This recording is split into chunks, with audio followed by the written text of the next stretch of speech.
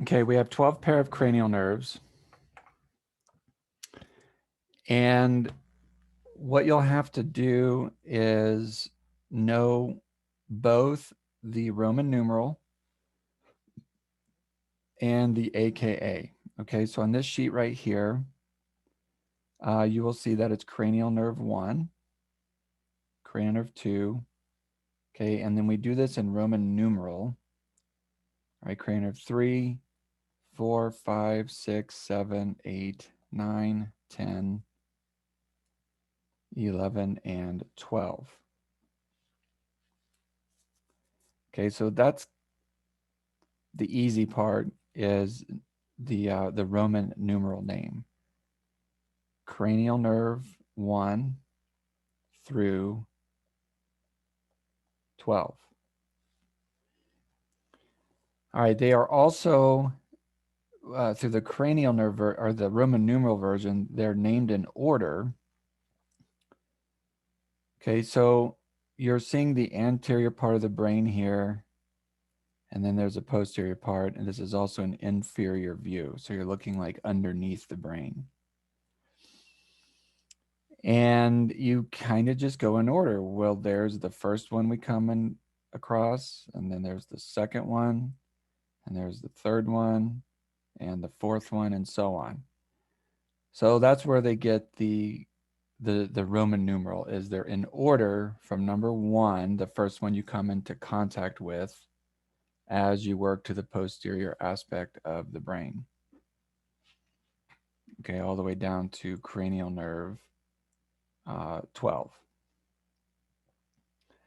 The other one, their full name, and that's just what I call it, is their full name, is the words like olfactory. Okay, so cranial nerve 1 is also known as the olfactory nerve. Cranial nerve 2 is also known as the optic nerve. Now, as we go through these on the subsequent pages, they list it for you. They're giving you the Roman numeral and the full name. Okay, there's the Roman numeral and the full name. All right, so for testing purposes, yes, you'll have to know both. Okay, like on one question, it may say, what is the function of cranial nerve 1?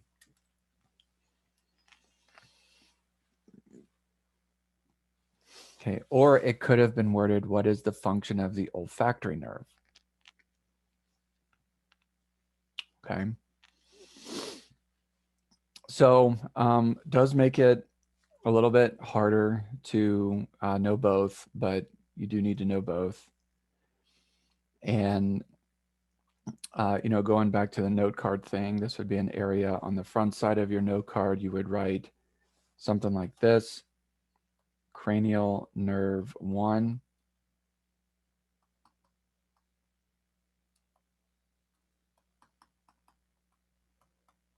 It's AKA, and on the back side it would say olfactory nerve. Okay.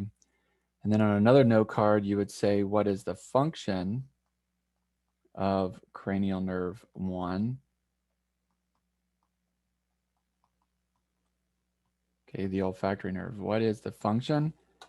On the front side of the note card, and then on the back side of the note card, you would list the function. For to understand a positive finding in a patient, to understand a positive finding. Now, keep in mind, in the medical community or in the medical world, a positive finding means something is there. The cancer is there. The fracture is there. The detached retina is there. Whatever the case may be. A negative finding means you're fine. Okay, I fell on my arm funny. We take an x-ray. Oh, it's negative. We don't see a fracture. All right. So a positive finding means something isn't right. So for the cranial nerves, what we're going to get into is we're going to get into the structure, which means the full name and the Roman numeral. And then we're going to get into its function. Once you know the function, then at that point, it's kind of a no-brainer to figure out a positive or negative finding. For example, cranial nerve 1, also known as the olfactory nerve, is responsible for smell. Okay, you can see the olfactory bulb right here. There's the nose, there's the nerves. As scent is coming into the nose, let's say you're smelling coffee.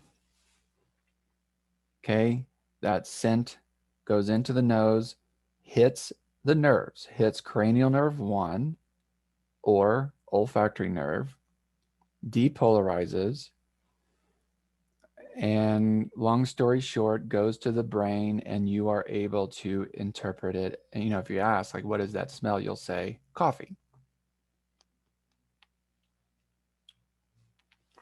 So that's the function, smell. Okay, now that you know the function, the question is, what is a positive finding? Well, the answer would be the person cannot smell. Okay, so in a way, that one was kind of easy because, you know, it's smell, right? And it's even if a person doesn't know really anything about the medical stuff, you say, well, if the nose function is smell and a person can't smell, that's a positive finding. They'd be like, yeah, of course it is. Okay, now as we go through these, it does get fancier. Okay, some of them are complicated, some of them are very easy. All right, so just keep that in the back of your mind as we're going through all these cranial nerves, the structure, the function, what a positive finding is, and how we're going to test for it. And that's the other one, how we test for it. Okay, so without even me telling you, how would you test for cranial nerve 1? Have the patient smell something. Awesome. What would a positive finding look like?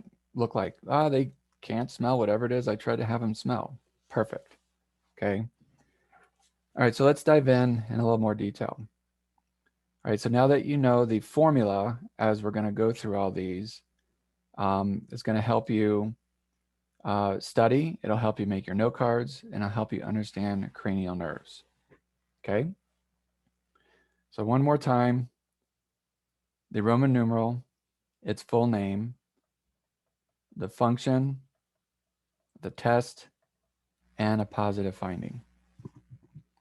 All right, so cranial nerve 1, olfactory nerve, its function is smell.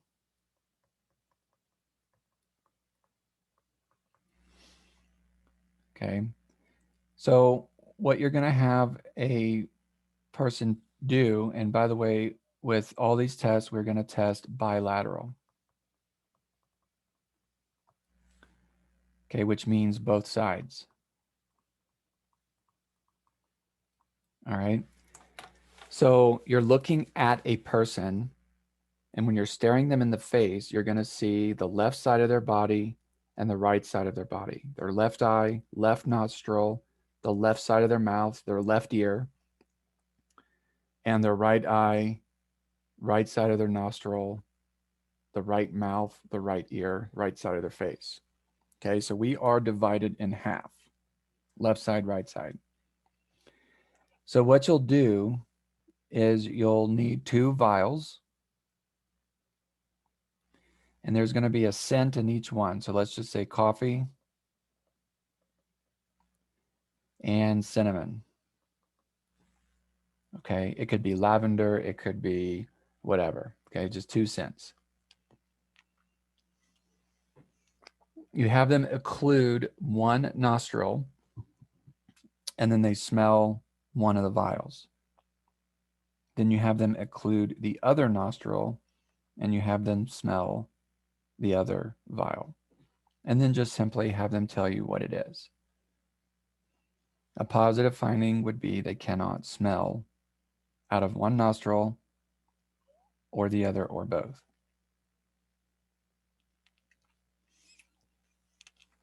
There are other things that can influence a positive finding, such as a sinus infection, stuffy nose, anything like that. So in other words, the cranial nerve is fine. It's just a temporary inconvenience with, let's just say, a sinus infection, which means they'll have a decrease in smell function. So in other words, you're not worried about the cranial nerve being damaged. However, other people will come in and they do not have a sinus infection, but they have a history of head trauma or cribriform plate ethmoid bone trauma, which is a bone in the brain, in the skull. Okay, which I've worked with some of these people. They've hit their head and they lost their sense of smell. It's like, okay, we know we're dealing with a cranial nerve problem. So history is going to take a place on a lot of this, okay, as you're visiting with your patients. Okay, so in other words, when we're testing for cranial nerves, you are looking for neurological problems. There are other things that can influence the findings, yet the cranial nerves are spared. For example, an optic nerve, which its function is vision. If you're in a dark room and no one can see anything and you're trying to hold up a card for them to read it to see if they can see, and they're like, I can't see it. Well, it's not because their cranial nerve is busted. It's just because it's a dark room, okay? So I think you get the idea that there are other things that can influence a positive finding, yet the cranial nerve is spared. But sometimes the cranial nerve is damaged. So what we're going to do throughout all of this is just operate under the assumption we're strictly dealing with cranial nerves. I don't want to get into the exceptions like sinus infection, it's a dark room, whatever. All these things that we're going to get into. We're just strictly going to operate out of the nerves. We're going to look at it from that perspective. Okay. So the optic or cranial nerve 2, also known as the optic nerve, okay, its function is vision. All right, you can see the nerve right there on both sides.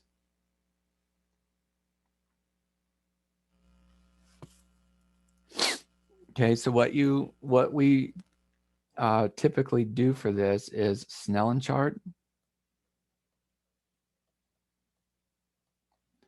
Okay, that's the one that has like the huge big capital E, and then the next line is like an M, E, A, backwards E, whatever, that kind of thing. And then the next line, it's even smaller. And the next line, it's even smaller, and it gets like super tiny, right? So that's the Snellen chart. And so you have them cover one eye. You're at 20 feet. That's where we get the 20/20 from. You're visualizing the Snellen chart at 20 feet. Okay, so they occlude one eye, meaning like cover it with their hand or their special spoon-looking things that you have them hold over their eye or whatever. Just have them cover one eye. And then they just go down the list. They start from the big E and they work their way down line by line. And you have them read. When they're done, record your score, go to the other eye. So now you switch eyes and have them do it again. Okay, that is one way of looking for vision. Another test another function the cranial nerve 2 does is pupil reflex.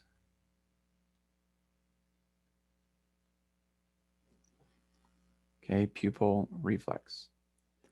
So if you're looking at a person,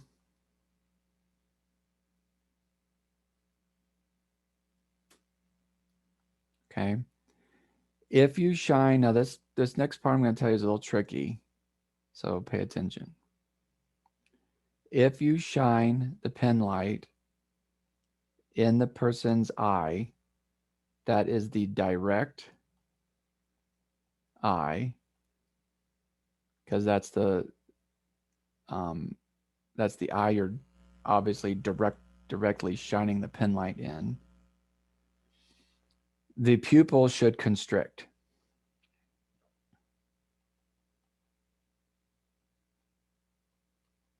Okay, so when you shine a pen light directly into the person's eye, the pupil should constrict. That's a pupil reflex. That's cranial nerve 2, direct eye.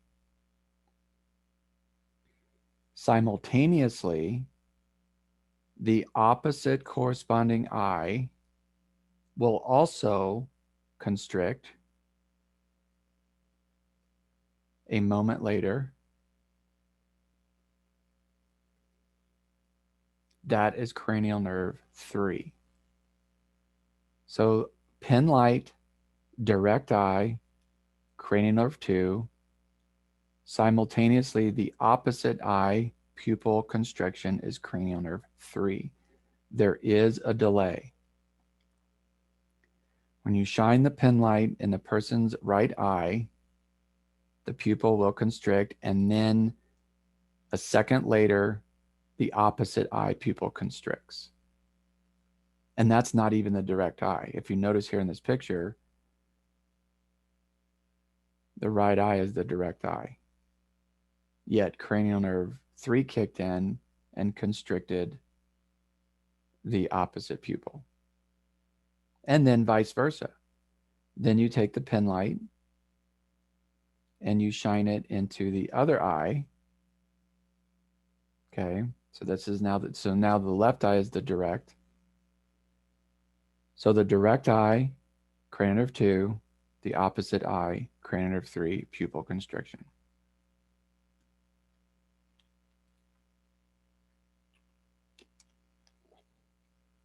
Okay, cranial nerve 3 is oculomotor. Should be an R at the end of that, oculomotor. Okay, let's go back to our formula, LR6SO4R3. This is going to be important. We covered this back when we did muscles. It's resurfacing again. Just a reminder, this represents the muscle. The number represents the cranial nerve. So lateral rectus innervated by cranial nerve 6, superior oblique by cranial nerve 4, and all the rest of the eye muscles, cranial nerve 3. We have 6 muscles on one eye. 12 muscles total. Okay, so based on your formula, you already know 2 of them. Lateral rectus and superior oblique. That leaves you with 4 left. So all the rest of the eye muscles are innervated by cranial nerve 3. Okay, so in other words, one of the functions of cranial nerve 3 is eye movement.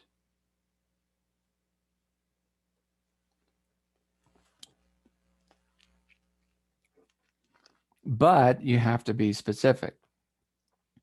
It's the eye movement specifically by all the rest of the eye muscles outside of lateral rectus and superior oblique. So in no particular order, that would be the superior rectus muscle, medial rectus, inferior rectus, and inferior oblique. Those are your 4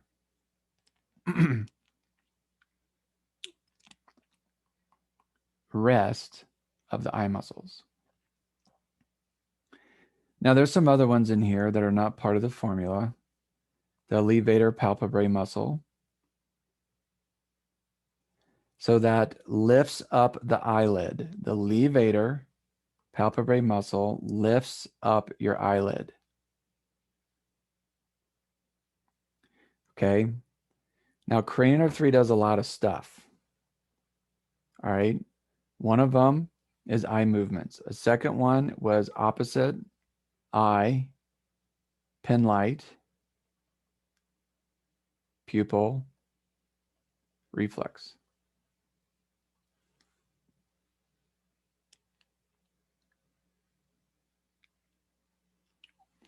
Okay, you can see the ciliary muscles there, the nerve that goes to the ciliary muscles. Ciliary muscles are responsible for pupil, right there, sphincter, pupil stuff. Okay, so eye movement, opposite eye, penlight, pupil, reflex.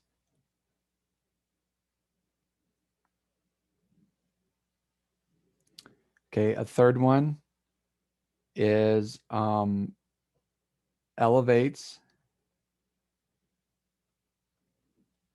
the eyelid, thus your levator palpebrae muscle.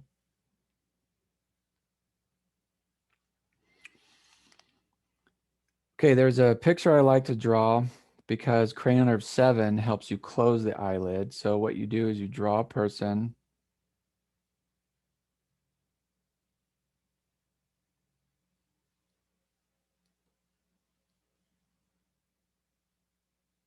Okay, those eyes are supposed to be the same size.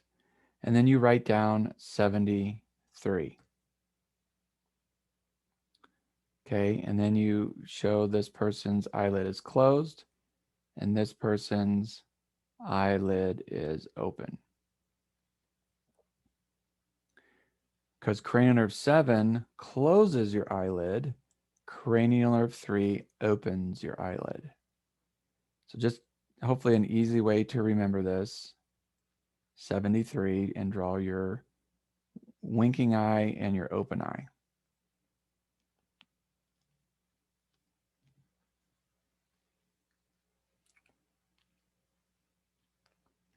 Okay, cranial nerve 4, trochlear nerve. Let's go back to this. LR6, SO4, here we are. R3, we know that the trochlear nerve innervates the superior oblique muscle. So its function,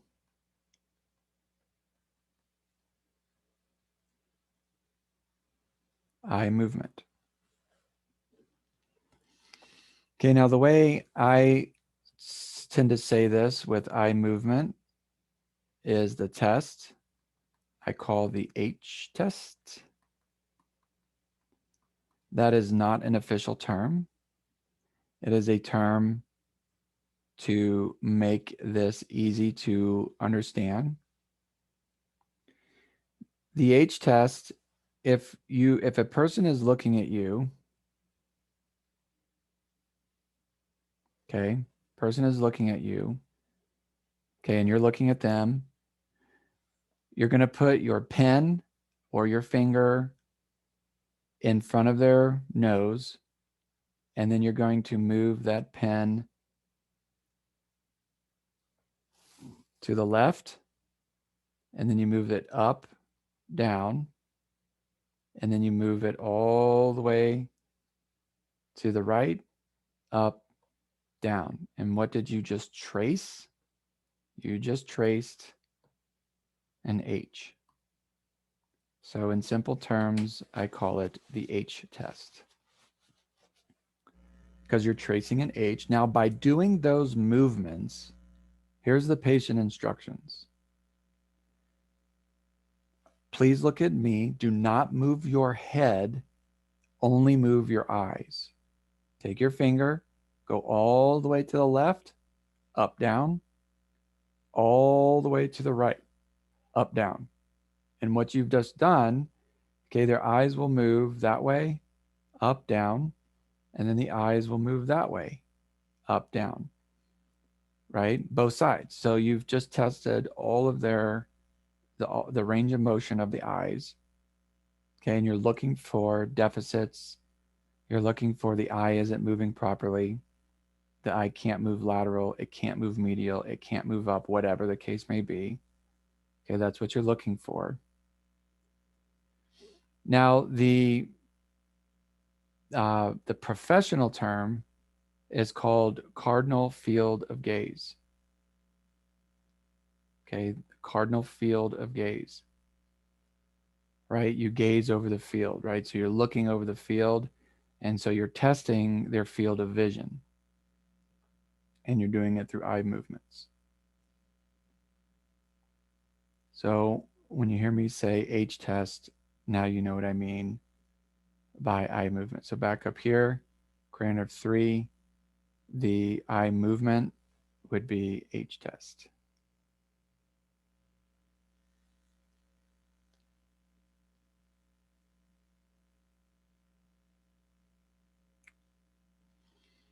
Okay. Cranial nerve 5, the trigeminal nerve.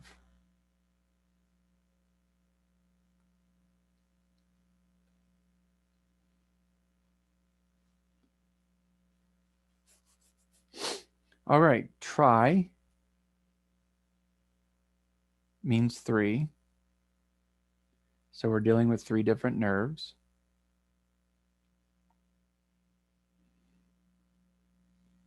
Okay, this is the distribution of cranial nerve 5. First of all, there's the trigeminal ganglion. There's the ophthalmic division, or V1. Maxillary division, or V2. Mandibular division, or V3. So that one ganglion gives rise to 3 branches. Here's the distribution pattern, V1, or ophthalmic, V2, or maxillary, V3, mandibular. Okay, this is the mandible bone, so therefore mandibular division. This is the maxilla bone, so maxillary division. And because the eyes are involved, that's the ophthalmic division, also known as V1, V2, V3.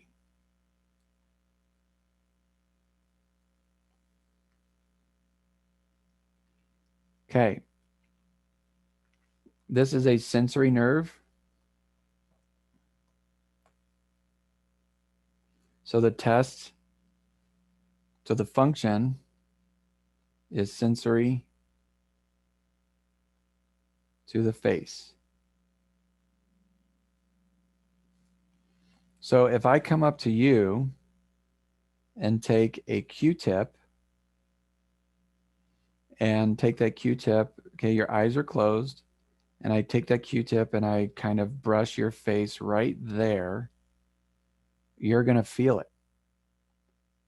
And your eyes are closed, and I'm going to ask you, okay, what did you feel? And you're like, well, it just felt like something soft, maybe a Q-tip, maybe like the end of a pen or something, but I just felt a soft feeling right there.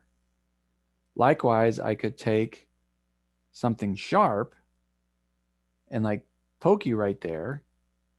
Okay, not enough to break the skin, but I'll poke you and I'll go, what was that? And you'll probably flinch away a little bit and go, ah, that was pinchy, because you sensed it. So cranial nerve 5, trigeminal nerve, is a sensory nerve.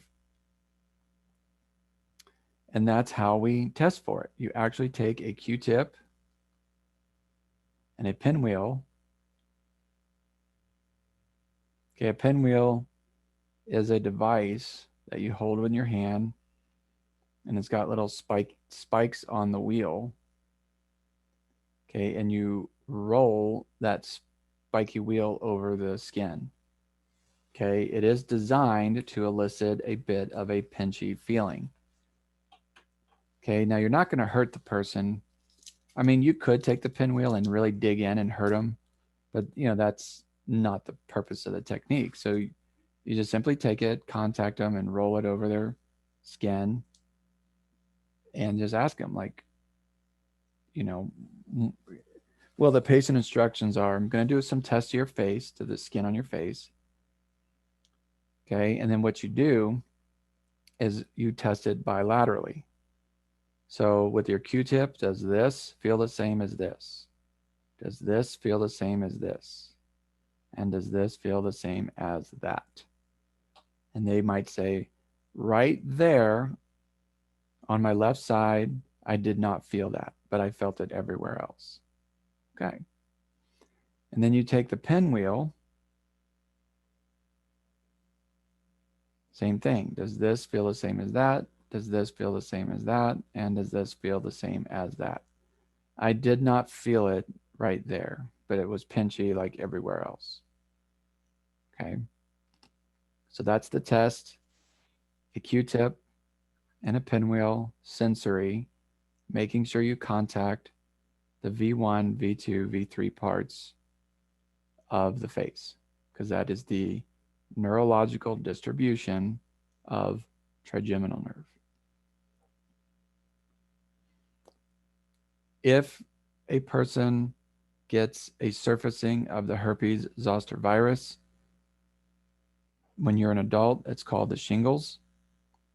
And it is because the trigeminal ganglion is experiencing some compromise, and that virus is now surfacing, causing a rash, blistering, or whatever on one or more of those dermatome patterns. So some people, if they're lucky in the shingles world, they will only get one branch to manifest. If you're unlucky, you get all three of them. And that's because the trigeminal ganglion, the immune system was suppressed. So the opportunistic organism comes out, the herpes zoster, pissing off the ganglion, which means you risk getting shingles to erupt in that particular neurological distribution pattern. Same idea applies to the dermatomes on your thoracic cage. All right, cranial nerve 6. Go back to your formula, LR6. Here's where we're at. SO4R3. Cranial nerve 6 innervates the lateral rectus, which means it's going to move the eye laterally. Okay, you're seeing the lateral rectus muscle right there. The test is the H test.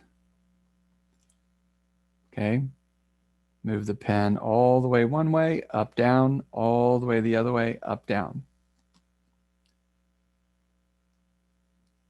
Positive finding would be they cannot move one or both eyes, one or the other or both eyes laterally. Okay, cranial nerve 7 is also known as the facial nerve. This is a motor nerve. So it's involved in facial expressions, which is a motor function. Okay, so the test is facial expression. So you have them smile, frown, lips one way, lips the other, eyebrows up, eyebrows down.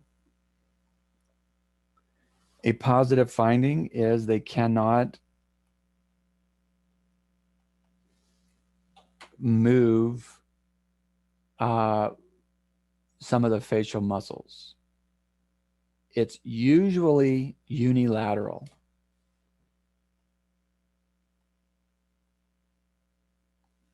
So let's pick on the right side of their face. There's a condition called Bell's palsy.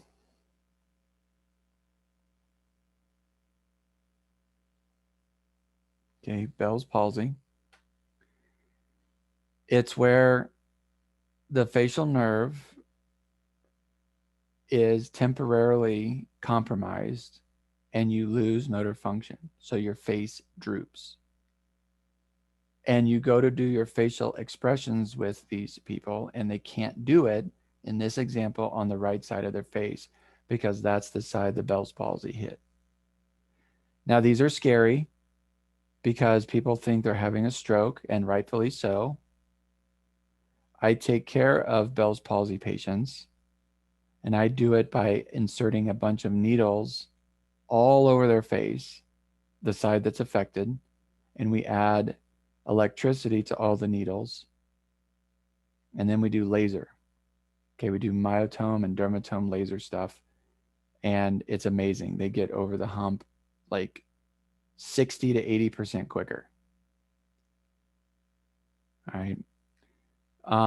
So I see a lot of these cases. However, when the onset first happens, they think they're having a stroke. So they go to the hospital. And even if I got a Bell's palsy patient, if I was the initial contact person, which I have been, I'm like, before I do any treatments, I want to make sure you're not having a stroke. So I write the order, they go in and get the scan, let the hospital medical people rule things in, rule things out. Once the hospital clears them, we've done every test. You do not have a stroke. You do not have a brain bleed. Everything on that side of the fence is fine. You have Bell's palsy. Okay, now you can come back and I'll treat you. Okay. So, in other words, I won't treat anyone unless they have the hospital people rule out that they're having a stroke or anything in that family. Not something you want to mess with. Okay, if they clear them and it's Bell's palsy, then we can go to work. So if the patient does nothing for treatments, it can resolve over, 6 weeks, 8 weeks, 6 months. Everyone's time is different on when it resolves. Sometimes it resolves at 100% and things go back to normal. Sometimes it doesn't go back to 100%. So maybe it goes back to only 90% function or 80%. Sometimes it's permanent.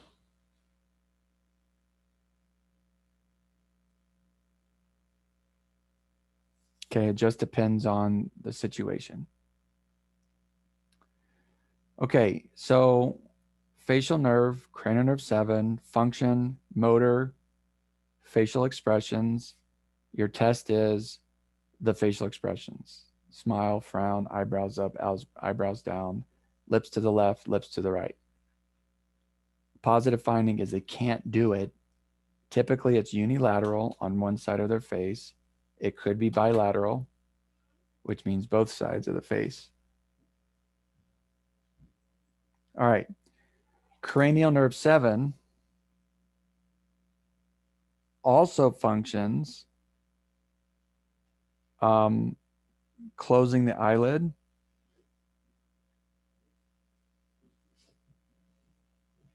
Okay. It also functions tearing of the eye. Okay. It also functions eye, let's just say it this way, harmful stimulus.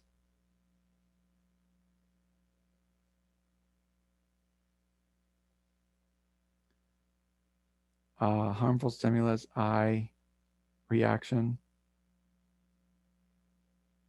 So in other words, a foreign body.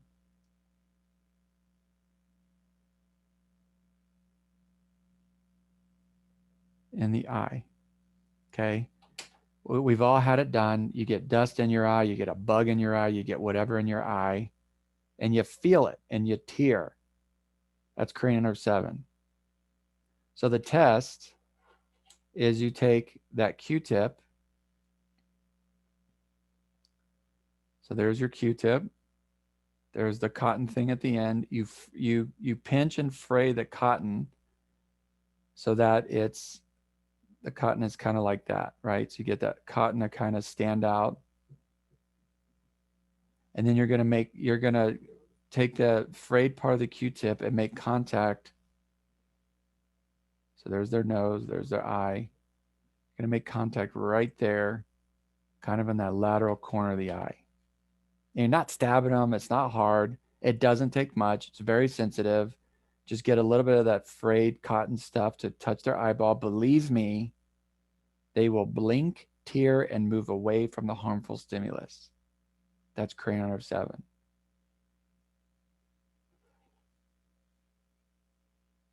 Cranial nerve 7 also functions posterior 2/3 of the tongue, taste. Sorry, anterior, not posterior. Anterior 2/3 of the tongue, taste.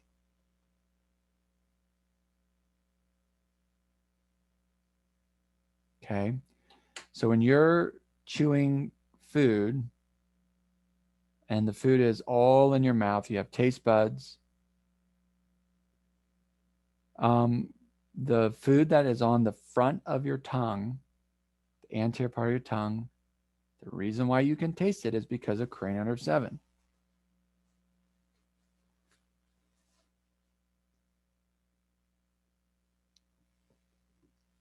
Okay.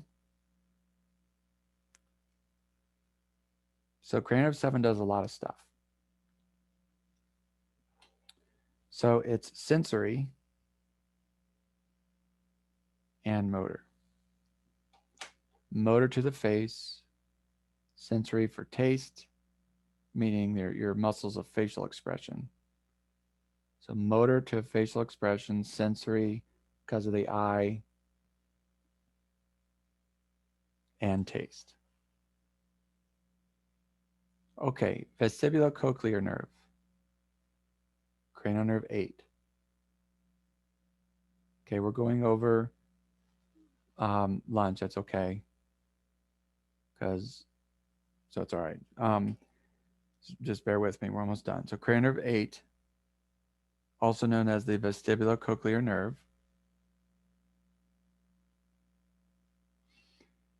All right, so this is the inside of your ear. Okay, so way over here, you've got the actual ear lobe, then you've got the ear canal, then you've got your ear drum, then you've got the ear bones, and then eventually you have this guy. Okay, so this is deep in the ear. All right, this cranial nerve has 2 words, the vestibular part and the cochlear part, because cranial nerve 8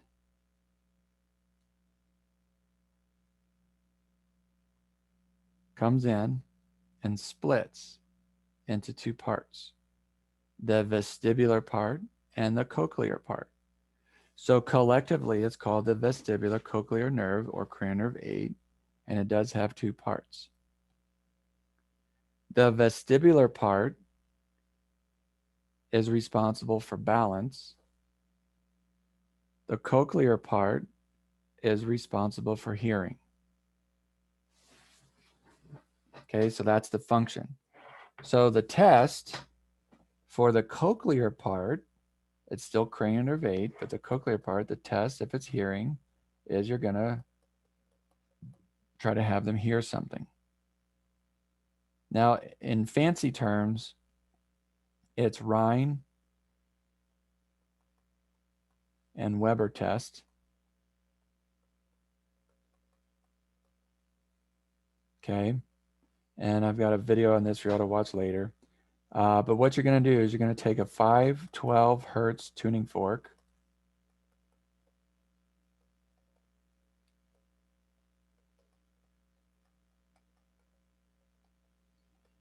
Okay, you take a 512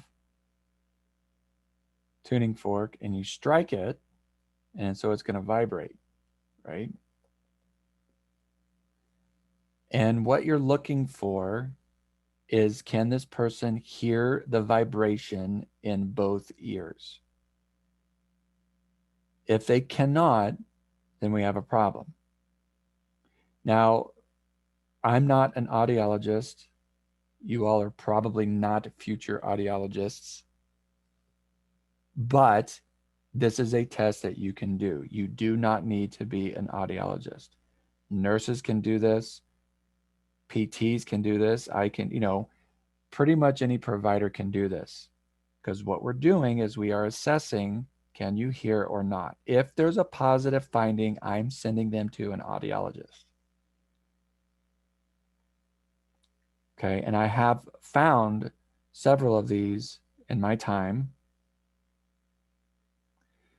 And in these people, sometimes the deafness, the loss of hearing, is so gradual they don't realize they're losing their hearing. And then I get them, and you can tell. Because first of all, when they talk to you, or when you talk to them, "Hi, Mr. Jones. What brings you in today?" "Huh? What brings you in today?" And then they answer your question. "So where does it hurt?" "Huh? Where does it hurt?" You have to repeat yourself on every stinking single thing. And you're like, oh my gosh, I am clearly speaking properly to you. I'm not being quiet. I'm right in front of you. And every single thing I'm saying, you're going, "Huh?" And then you have to repeat yourself.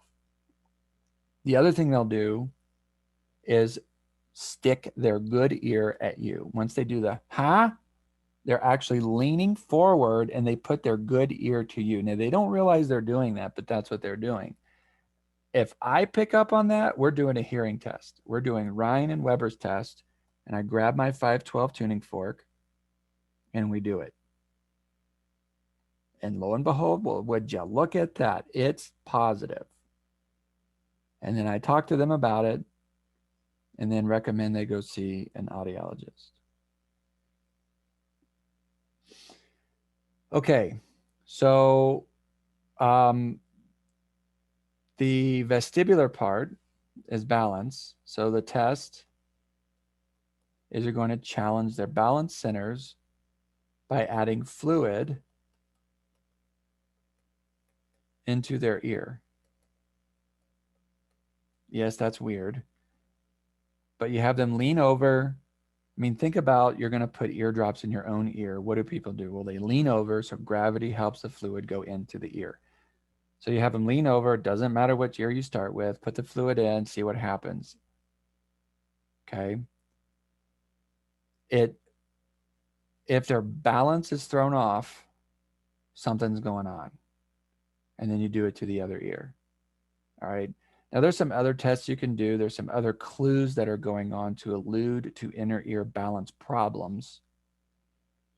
Okay, I've got some videos of that later, but that's kind of the quick version. Is the vestibular part, you're challenging their balance centers. One of them is to put fluid in one ear, see what happens, then empty it, put fluid in the other ear, see what happens. Okay. Cranial nerve 9, glossopharyngeal nerve. Okay, one of the functions is taste on the backside. So the expression is the bitter back 9. That's a golf expression.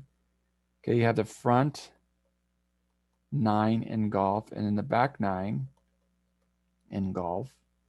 And the back 9 is known as the bitter back 9 because that's when people's golf game starts to fall apart. And that's when you start to hear the profanity. You see the clubs flying across the field, broken this and whatever. Bitter back 9, which, by the way, I think is ridiculous. I love golf. To me, it's one of the most relaxing things. I never have understood why people who go out there and just absolutely lose their mind when they're not having a good golf day. I'm like, dude, we're out here for fun. There's no money on the line. You're not against, professional people. It's a beautiful day. You got a mountain view in the background. and you are just going irate. Anyway, it's supposed to be fun and relaxing, but people get all bent out of shape. So it's known as the bitter back nine.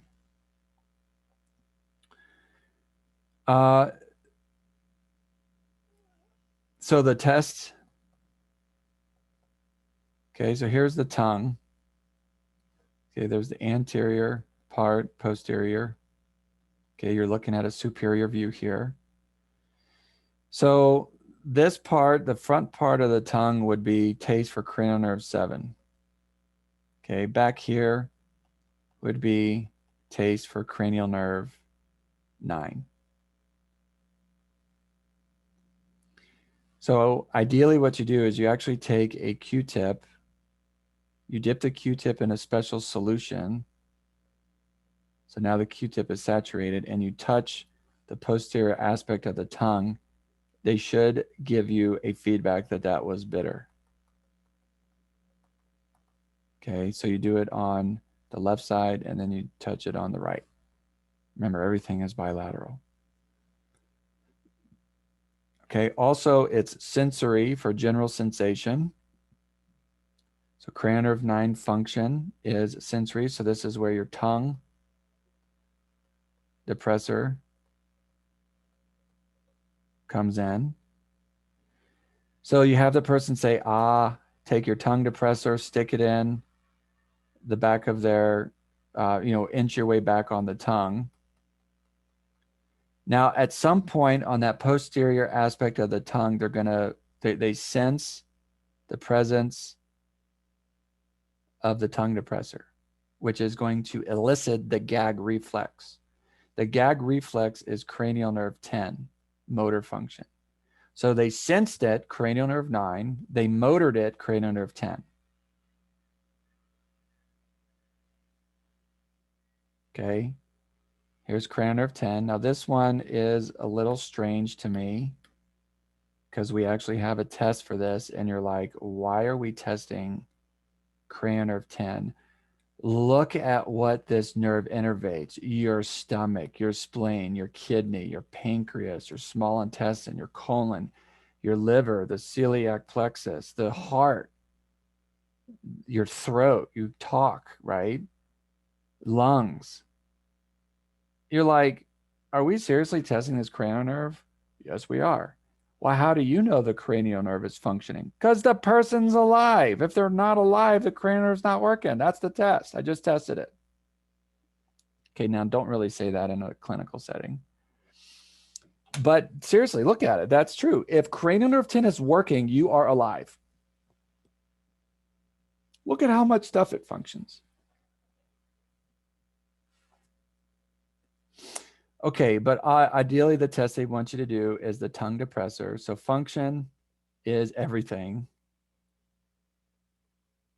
Breathing, heart, stomach. I mean, come on, it's everything. But the test sarcastically is, the person's alive, they have a heartbeat, they're breathing, cranial nerve 10 is working. But what they want you to do is the tongue depressor, and they're looking for the gag reflex. Okay, I have a hypersensitive cranial nerve 10 gag reflex. If I go to the dentist and they're going to put those things inside of your mouth to take x-rays, oh my gosh. And I have to warn them, like, look, I have got the most sensitive cranial nerve 10 gag reflex stuff. And they're like, okay, I'm glad you told me. So, I mean, it takes a whole team to get that thing in my mouth to get this to, and then and it's mind over matter for me. I mean, I have to focus so hard to not throw up all over them. And I'm not kidding. It's ridiculous. We get through it, but for the 3 minutes or whatever it is to get an x-ray, 1 minute, it sucks. All right. Cranial nerve 11.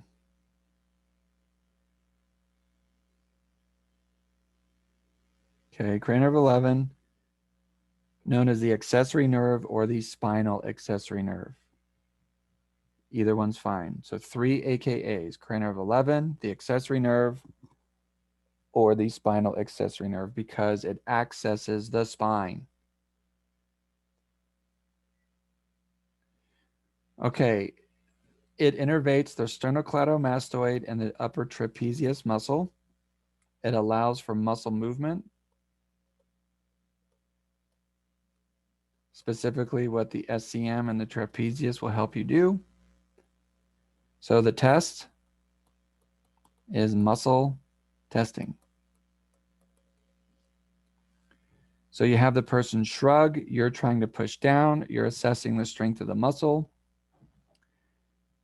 There's a certain action the SCM does, okay? Lateral bending, medial rotation.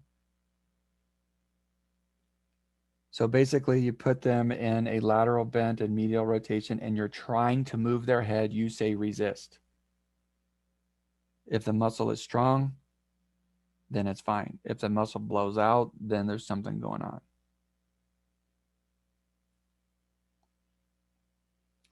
Okay, cranial nerve 12, hypoglossal nerve, hypo below, glossal tongue.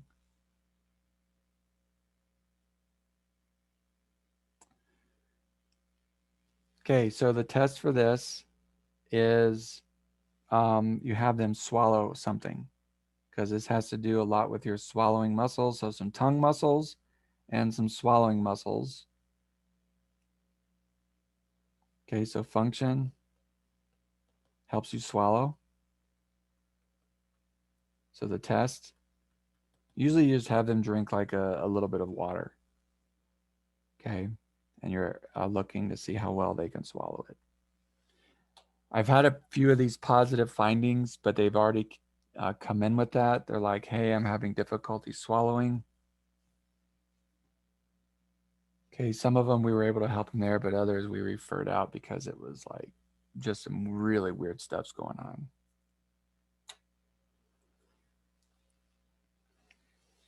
Okay,